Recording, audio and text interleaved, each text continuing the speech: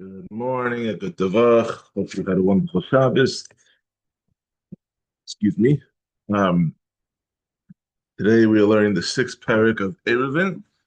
We'll be finishing up Eiruvin on Thursday and starting Psachim on Friday, Erev Shabbos. Baruch Hashem. In case it's too cold outside, you have to understand that Pesach is on the way. We get ready for Pesach. Okay, today's shiur is Lila Nishmas Aaron Nachman Simcha Kohen Yeshua Mordechai V'Shem So Bracha Sabas Molei B'Mnei Moshe Ben Yosef Me'im Then Neshamas will have an aliyah and Refuah Shlema for Ada Sarbas Leah Chana Pesach Bas Yenta Yisrael Ben Rachel Leah Rachel Bas Pesach Zelda Avram Yitzchak Ben Risha and Chaya Bas Dova Bela Refuah Shalem Bas Oshar Choli Yisrael. Okay, excuse me. Okay, here we go. So. The next four chapters, Prakim Vav, Zion, Ches, and Tes, 6, 7, 8, and 9, are talking about um, the Issachar Rabbanan of carrying between houses, courtyards, and alleys, even when they are all properly enclosed, and the remedies that the Chachamim instituted to permit such carrying. And we're going to talk about eruv and Shtufe Mavos, Bittul Rishus, and Schiras Rishus. So the Richat Seirus, putting an eruv around all the courtyards was instituted by by by Shlomo Melech and the Chachamim of his generation. They authored carrying between person's house and the courtyard that's shared by other houses.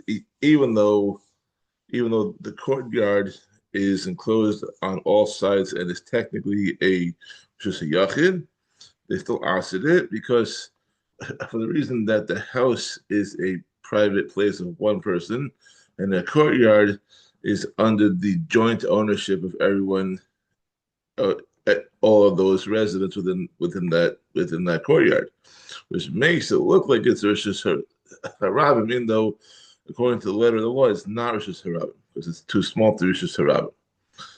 So, therefore, since it can be considered as if it's carrying from a private domain to a public domain, public for the people who are there, then the Chachamim and the generation of Shlomo Melech answered it. But they made a remedy.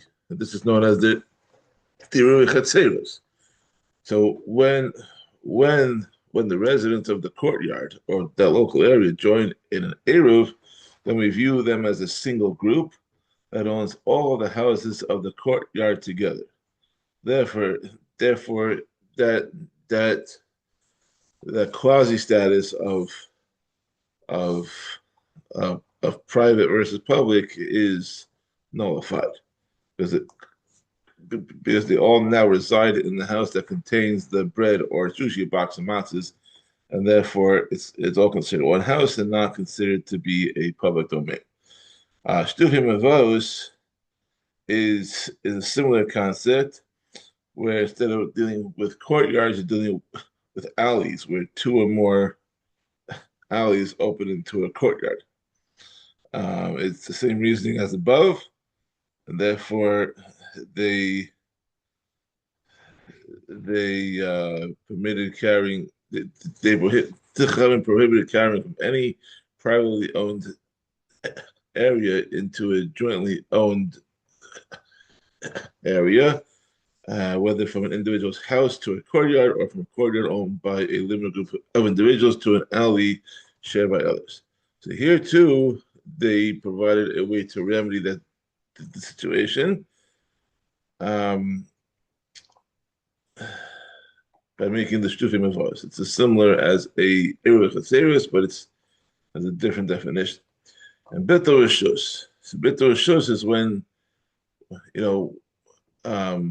if one of the residents forgot to join in the Eruv Chatzeros, he answers everyone else to use it. Either he forgot it or he refused to. So once Shabbos begins, it's too late for him to join the Eruv, and the only solution is for that resident to abandon his right in the courtyard for that Shabbos. Once he abandons his right, The courtyard is the sole domain of the members of the eruv, and therefore they can carry between the houses and the courtyard, but he cannot. So now regards to renting, if you have an idolater who lives in a courtyard, he can also restrict the eruv under certain circumstances. But um, but none of the but the way that we talked about before about betul shus does not work regarding the non-Jew. Um, the only way that it could work is if a Jewish resident rents his rights from the idolater for the courtyard, and that you actually have to pay him for that. Okay, so let's go. We're talking Perek Balav Mishnah Aleph. This is a long Perek, so we'll try to do this as quickly as possible. Hadar im hanochri b'chotzer, if a Jew lives with an idolater in a courtyard. Im mish enamad be'eruv, or if he lives with someone who does not accept the laws of eruv, meaning someone who's a kusi or someone else. Hareza oser love. This person that prohibits the Jew from carrying and using the eruv. This is according to Meir. Rabbi Yaakov says, "Leolam ein oser asi shnei yisraelim osman zed." The idolater does not prohibit carrying in the courtyard unless there are at least two Jews living in the courtyard who prohibit each other from carrying without an eruv. In such a case, the Chachamim decreed that an eruv joined by both Jews will not permit carrying unless they rent the idolater's rights. However, when there is only a single Jew living in the courtyard with the idolater, the Chachamim did not prohibit carrying because it is unusual for a lone Jew to share a courtyard with an idolater. Okay, Mishnah Beis. Our Rabbi Gamliel said, "Ma'aser Stuki Echad." There was once an incident with a Stuki Shayadar Imanu B'Malav Yerushalayim, who shared an alley with us in Yerushalayim, and he abandoned his rights in it so he could carry into it. Ramalano Abba, Father told us, hurry and take your utensils out to the alley to take possession of the rights that he abandoned. Before the Stuki carries something out to the alley and takes his rights back, it prohibits you from carrying there. So you see from this story that Stuki can permit carrying in his courtyard by abandoning his rights to the courtyard. Since only a Jew can permit a courtyard by abandoning his rights to it, so we see that Gamliel's father treated the Stuki as a Jew in regards to an eruv. Rabbi Yehuda told a different version of the story from what Gamliel said, what his father said. Maharuv asu tzarchechem b'mavoy ach lo yotzi yasa elechem. He said, hurry and carry what you need into the alley before Shabbos begins, and the Stuki prohibits you from carrying into the alley. According to this version, what Gamliel's father considers a Stuki to be like an idolater, and therefore abandoning his rights would have accomplished nothing and would prohibit them from carrying into the alley as soon as Shabbos began. That is why Gamliel's father advised them to carry out what they needed before Shabbos. Okay, two versions. What's the truth? Who knows? But there's probably truth in some of them. Mishnah Gimel.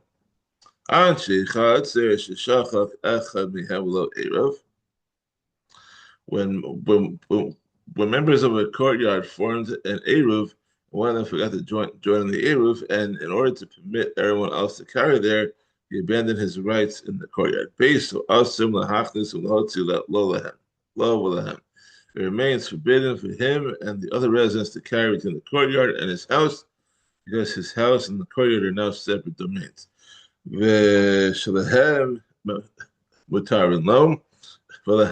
However, it is permitted for him and the other residents to carry between the houses and the courtyard. Since he abandoned the courtyard to the members of the eruv, their houses and the courtyard are considered the same domain. Even the residents who forgot to join the eruv even that one resident who forgot to join the eruv is mutter to carry because he is now considered a guest of the other residents, and everything's fine. Now, still though, it's just if the other residents abandon their rights in the courtyard to the one who forgot to join the eruv, who mutter, he is he is allowed to carry between his house and the courtyard, because once they abandon their rights to him, the courtyard and his house are both considered his domain. The Asurin, but they are also from carrying, even between his house and the courtyard, because many people cannot be considered the guest of one person. Hayushnayim, if there are two residents who forgot to join in the eruv and the other residents abandoned their rights to them, Osrin zeh al zeh, they prohibit each other from carrying between the houses and the courtyard because they are not joined together in an eruv. Even if one of them went and abandoned his rights to the other, they are still usher because these two never acquired the rights of the other residents of the courtyard. Therefore, the two people who forgot to join to join eruv always prohibit each other. The rule is one resident who forgot to join in the eruv can permit carrying even either through abandoning his rights to the resident who joined in the eruv or through receiving the rights from them. The two residents who forgot to join in the eruv can permit carrying only through abandoning their rights to the residents who joined in the eruv, but not through receiving rights from them. Okay, Mishnah Dalet. When one abandoned his rights in the courtyard, permitting the other residents to carry, Bishami says he may do so while it is still daylight on Friday, before Shabbos begins. Once Shabbos begins, it is usher because it is a form of transaction. It's a kinyan, and kinyanim are usher on Shabbos. Beis Hillel say he may do so even after it gets dark and Shabbos has begun because it is not a kinyan. Beis Hillel maintains that abandoning is merely giving up rights, and it's that the hefker, since abandonment does not require a transfer to other residents, it is not similar to a business transaction and may be done even on Shabbos. You can technically be mafker something on Shabbos.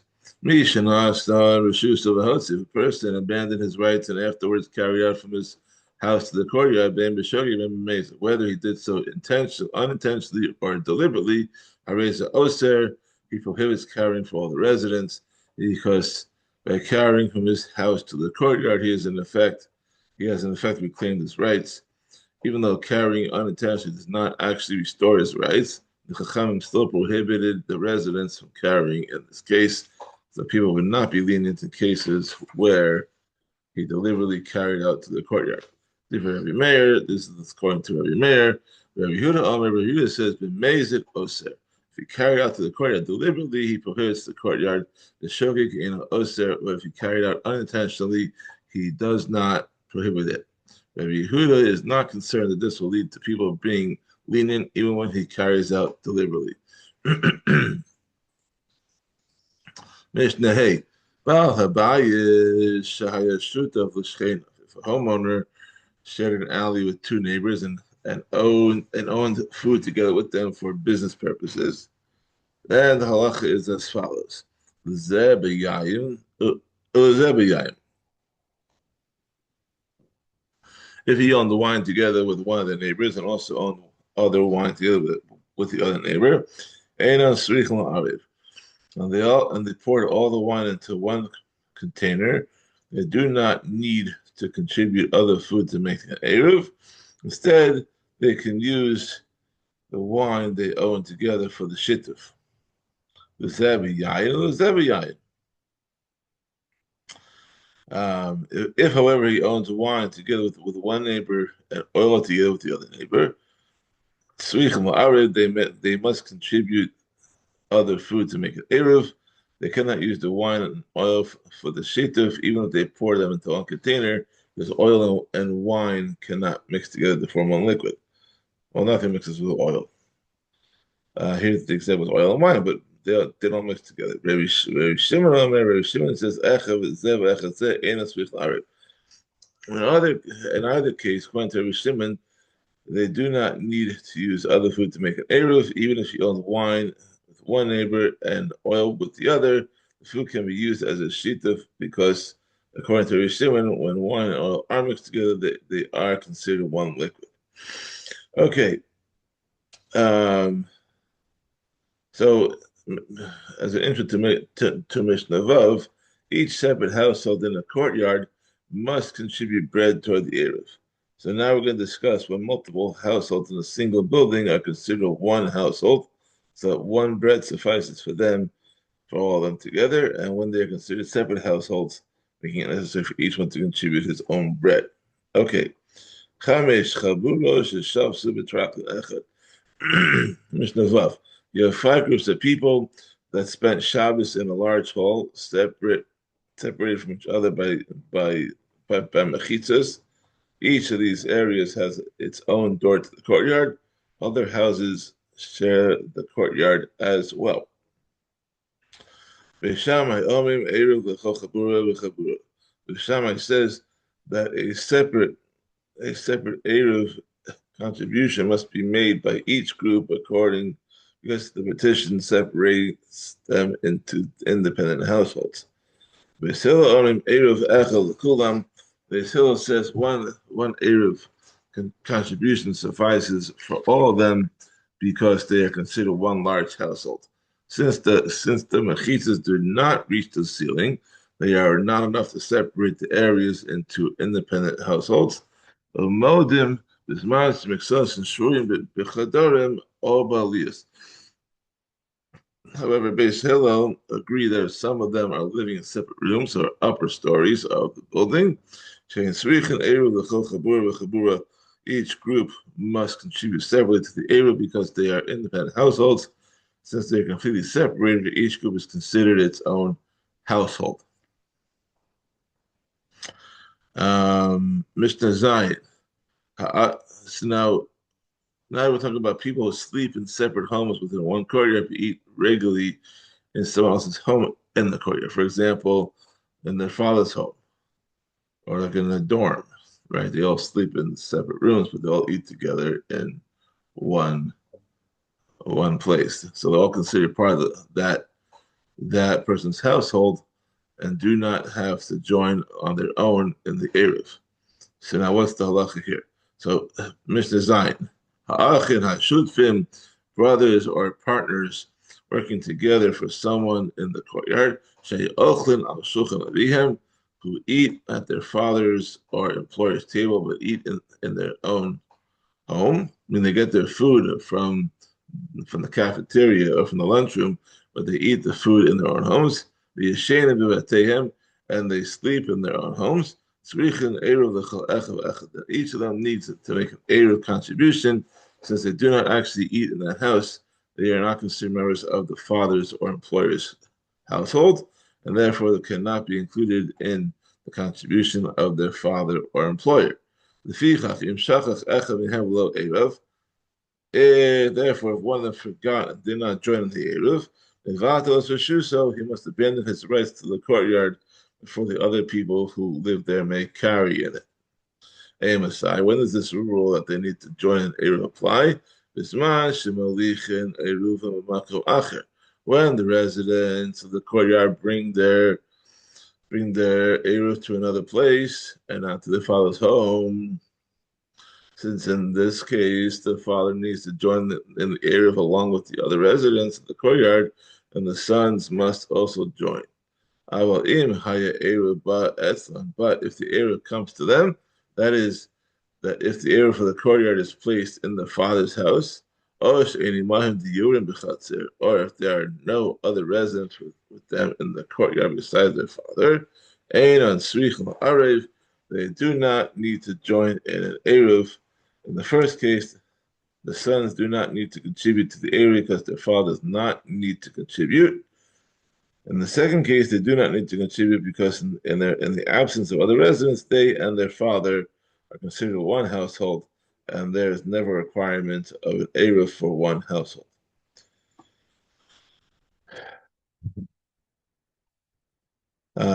Okay, so now courtyards that as the intro to Mr. Ches, courtyards that open into an alley require an eruv to allow carrying between the houses and the courtyards, and a shituf to permit carrying between the courtyards and the alleys. So now then the Mishnah is going to talk about cases where one was made without the other. Okay, so here we go. We have Ches, Tes, and Yid. We're almost done. Okay. Chamesh, Chatzeros, Pesuchos, Five courtyards that open to an alley. Eruv v'chatzeros, and each courtyard formed its own eruv. But they did not join together in a shittuf for the alley. Mutarim v'chatzeros v'asurim b'mavoy. They are mutter to carry in the courtyards, but are usher to carry in the alley. Because the area permits carrying in the courtyards, but not in the alley.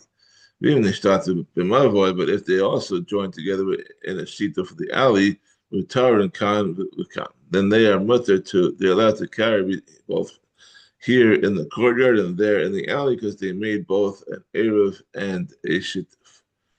So now, one person did not join the eruv, did not join the shituf. Eruv bechatzeros v'nishtadfu b'mavoy.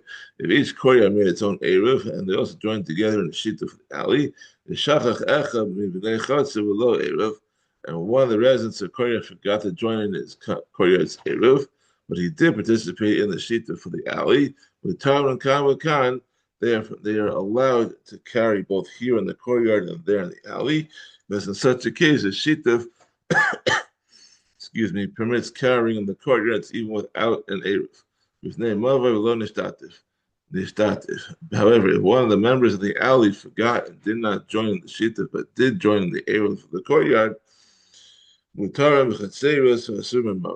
they are allowed to carry in the courtyards, but are also to carry in the alley.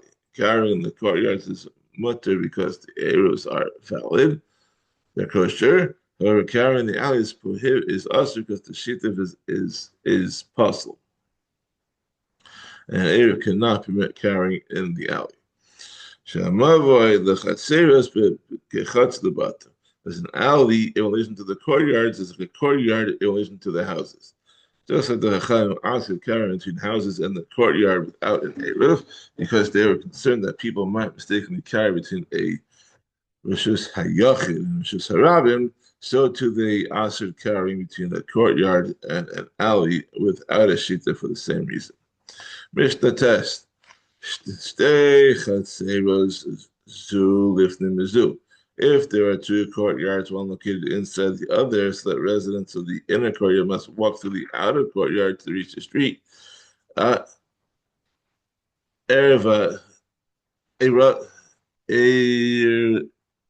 Eirva, Hapenimis, and the inner courtyard made its own eruv, but the outer courtyard did not make any eruv at all. Hapenimis mutaros. Carrying in the inner one is allowed because they have an eruv. Achitzona asura, but carrying in the outer one is asur because they do not have an eruv at all. In the worst case, achitzona la penimis. If the outer one made an eruv, the inner one did not. Shtehen asuros. The carrying is asur in both of them. Since the residents of the inner courtyard have the right to walk through the outer courtyard, the outer one must include the residents of the inner one in their eruv. Since the residents of the inner courtyard did not join in it, the eruv of the outer one is possible. The third case, erva zula atzma. If this one made its own eruv and that one made its own eruv, but the two of them did not join together in an eruv, this one is mutter to carry within its own courtyard, and that one is also permitted to carry within its own courtyard, because both eruvs are kosher. In this case, the outer eruv is kosher, even though the residents of the inner courtyard do not join it. Because in the opinion of this Tana, the residents who are permitted to carry in their own courtyard do not prohibit another courtyard through which they have rights of passage. Rabbi Akiva oser haritzon. However, Rabbi Akiva, however, prohibits carrying in the outer one. To Jesus haregel osarta. Because the right of passage of the residents of the inner courtyard prohibits carrying in the outer one. According to Rabbi Akiva, however, having a right of passage to a courtyard makes one like a full resident of it, and the outer eruv cannot be valid without these people joining in it. The Chachamim say, "Ain't Jesus haregel osarta." The rights of passage of the inner courtyard never answers an outer courtyard, because the right of passage does not make one a resident of the outer courtyard. And finally, Mishnah Yud, Shachach Echa Min HaChitzona, although eruv, one resident of the outer courtyard, forgot and did not join in the eruv of his courtyard. Hapanimis V'teres, carrying in the inner courtyard is permitted because of its eruv is kosher. Chitzona Asura, and carrying it in the outer one is Asur, because the resident who forgot to join invalidates the outer eruv. When Hapanimis, although eruv, if a resident of the inner courtyard forgot and did not join in the eruv of his courtyard, but all the other residents joined in the outer eruv, shtehen asuros, carrying in both courtyards is aser. The inner eruv is puzzle because of the resident who did not join. The outer eruv is puzzle because the inner residents who have the right to walk through the outer courtyard did not join in its eruv. Nashdan eruvan b'makom acher echad. If they placed their joint eruv in one place in the outer courtyard, yeshachach echad bein min hapenimis ben min hachitzona lo eruv, and one resident of either the inner or outer courtyard forgot and did not join in the eruv, stay on asuros, carrying in both of the courtyards is aser, because the eruv is invalid. Since the courtyards joined in one eruv, it is invalidated if a resident from either one forgot to join. If both courtyards were inhabited by lone individuals, meaning only one person lived in each courtyard, they do not need to join eruv together, and carrying in both the inner and outer courtyards is mutter. Since the inner resident is mutter to carry in the inner courtyard on eruv, his right to walk through the outer courtyard does not prohibit carrying there. Thank you for joining us. Tomorrow we will continue with Perek Zion. Have a wonderful day.